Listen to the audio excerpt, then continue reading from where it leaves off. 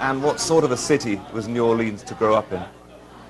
You don't really know until you leave the city. You don't really know what it was like to grow up in New Orleans. You really have no idea. But if I look back, if I try to remember what I really thought before I left, it was very laid back and very beautiful. Very, very beautiful. I think one of the things that influenced my whole childhood was the beauty of the houses all around me. People took it for granted, but for some reason, I as a child never took it for granted. It was always something I saw. The beautiful Greek columns, the black ironwork on the porches, and the gorgeous gardens that people had everywhere. The poorest person in New Orleans can have a great big oak tree in the backyard and can have a garden. You know, can plant sweet peas and poppies and wildflowers.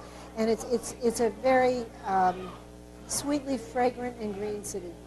It's something that you got very involved in, though, isn't it? In the maintenance and the restoration of that architecture. It's very important to you today. It's very important to me today, but when I was growing up, people didn't think too much about it. You know, if you lived in an old house and you had peeling plaster and you had to bang on your water pipes to get the water to come out, you sort of took that in stride. That was sort of part of being in New Orleans. That's the way it was. Today, we're trying desperately to save things from disintegrating. I guess we never dreamed back in the 40s and the 50s that so much would be torn down, so much would be lost. We weren't a very progressive city. We weren't a city where industry came to build factories and create businesses, so we never had to worry. Then came the 1960s and the 1970s and the 80s, the oil boom. There was progress. We began to lose some of our beautiful houses. Everybody became alarmed. We formed historical societies, preservation societies, avenue societies like the St. Charles Avenue Society to stop the destruction. And right now, I think all of us, we want to preserve what we have. But we also have to stay flexible. You know, we're not a museum city. We're a city where people live, where people party, where they dance in the streets, where they enjoy a good cup of coffee, where they gather with their cousins. So we want our architecture to remain beautiful, but we want it to remain livable too. Because it's quite a job, actually, but it's a fun job. It's living. Must be a huge commercial threat from things like this massive convention center you've got here now. Well, the convention center took the place of a lot of warehouses, so that was not too hard for us to swallow. We were happy about that. We need the convention center.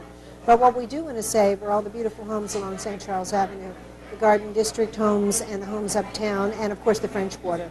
Now when you're talking to me here, you're uptown. And uptown is a whole world unto itself. And I tend to forget about the French Quarter, but of course the French Quarter is down there with its very strict rules about who can paint what color on whose house and so forth.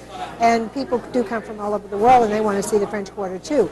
Uptown, we're saving Greek revival houses that were built in the 1840s and 50s and 60s, and we're saving Victorians, as we call them, that were built in the 1890s and around the turn of the century. The town is really jumping today, isn't it? It's jumping, man. It's jumping. I think the Sunday before Mardi Gras is becoming almost as exciting as Mardi Gras Day itself. We've had two wonderful parades pass here this afternoon, and we're going to have a monster parade pass here tonight, which is called Bacchus, which is one of our biggest and best parades. And it's really becoming more of just a whole weekend event. I mean, partying. It's always been a long event. We've always had weeks of parades beforehand, but they were night parades, and the party was limited to the time when the parade passed.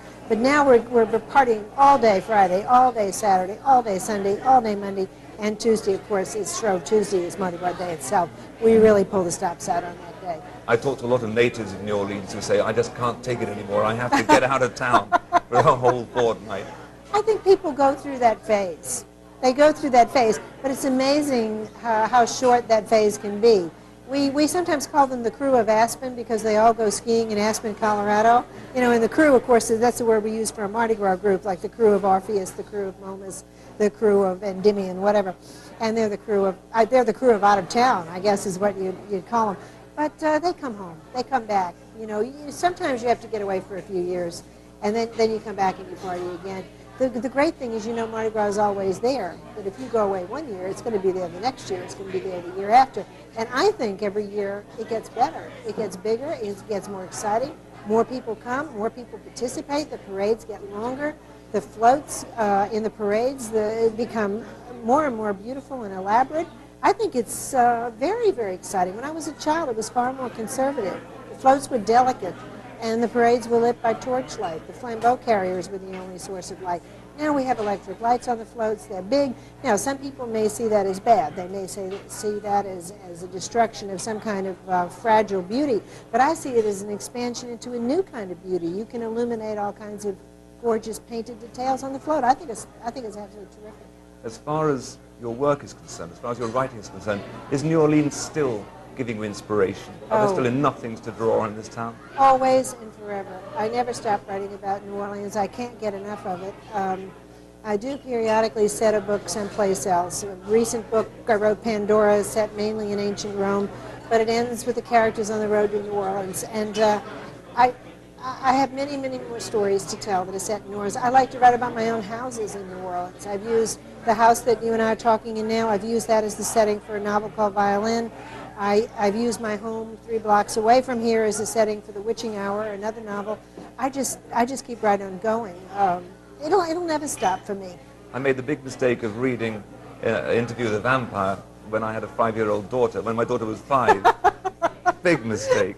I should not have, and I haven't looked at it the same way since. Well, that's quite a compliment. I appreciate that. That means Claudia scared you, right? Oh, what? Yeah. Just a bit.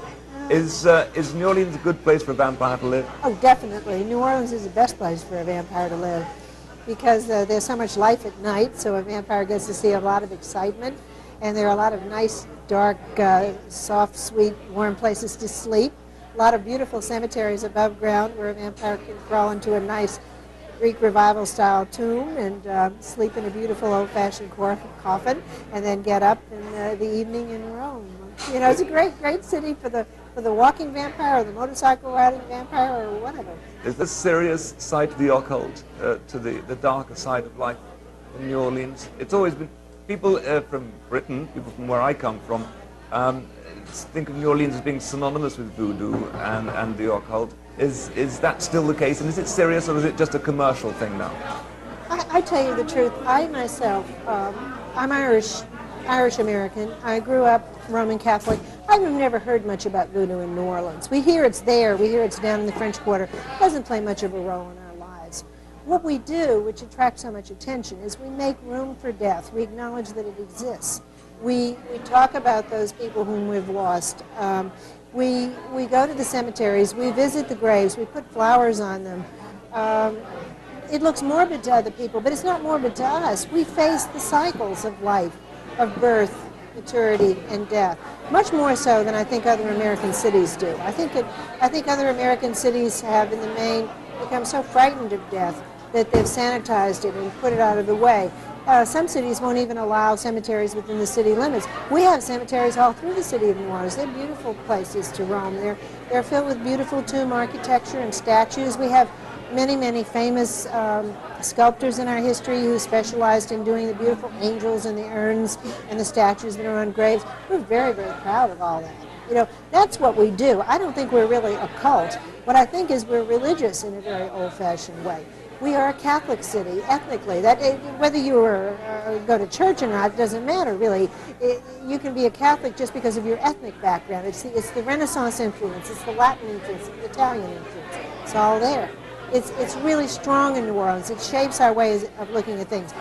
Not only do we have Mardi Gras, we celebrate St. Patrick's Day like crazy.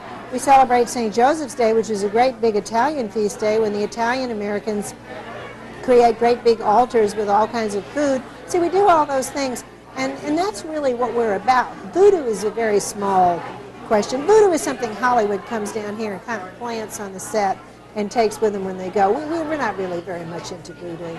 But we haven't mentioned the music.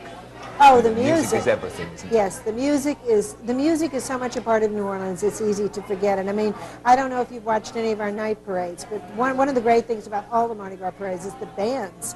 We invite bands from all over the country to come and march in our parades. All of our high schools turn out. They have fabulous music. And of course, the French Quarter gave birth to jazz almost 100 years ago now.